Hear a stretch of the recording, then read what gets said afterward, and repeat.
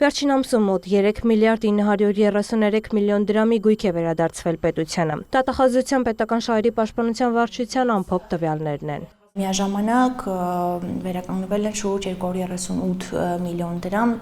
դրամական միջոցներ որպես պետությանը պատճառված վնաս։ Դատախազության պաշտոնյան պետությանը վերադարձված վերջին գույքերն է առանձնացնում, դրանցից մոտ 440 միլիոն դրամ արժողությամբ 58,000 քառակուսի մետր մակերեսով 4 հողատարածքները Ծաղկաձոր համայնքում են։ 2 միլիարդ 931 միլիոն դրամ արժողությամբ գույք գտնվում է Երևանում, ընդհանուր առմամբ 6 հողատարածք։ Համայնքին վերադարձված շուրջ 20 միլիոն դրամի 4 գույք էլ Արմավիրի, Լոռու, Վայոց-Ձորի մարզերում են։ Միաժամանակ առկա են վերադարձված գույքեր, որոնք թեև սեփականության իոնքով պատկանում էին համայնքին, սակայն համայնքը զրկված էր դրանց փաստացի տիրապետման հնարավորությունից։ Մասնավորապես դրանք կառուցապատման իրավունքով կամ վարձակալական իրավունքներով ծանրաբեռնված են երրորդ անձանց իրավունքներով, սակայն ներկայումս, քանի որ օրենսդրության պահանջների խախտմամբ էին դրանք փոխանցվել այլ անձանց, վերադարձվել են համայնքի փաստացի տիրապետմանը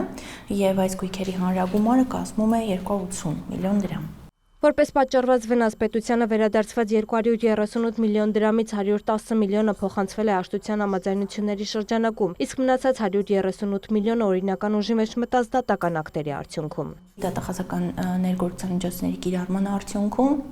Տավուշի մարզում 2 մանկապարտեզներ դարձյալ վերադարձվել են համայնքի փաստացի տիրապետմանը կամ գրանցվել է համայնքի սեփականության իրավունքը եւ Գեղարքունիքի մարզում 1 մարզադաշտ։ Վերջին դատական ակտերից մեկով էլ Իջևան համայնքին է վերադարձվել զբոսայգու 5 հողատարածք։ Ուսումնասիրությունը սկսվել է դեռևս 2023 թվականին, երբ քրեական վարույթի շրջանակներում պարզվել էր, որ Իջևան համայնքի նախկին ղեկավարը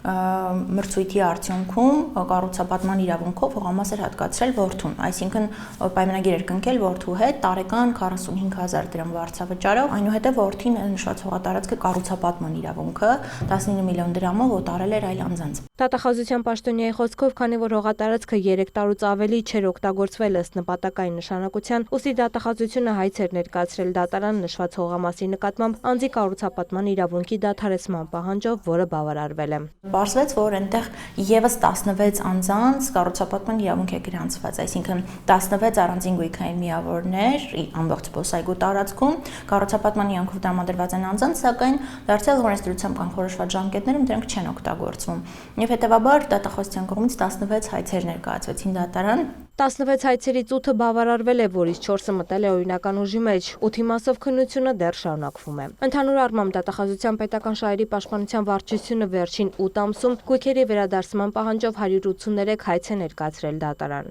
Տաթև Խաչատրյան, Ռաֆիկ Սողոմոնյան, լուրեր։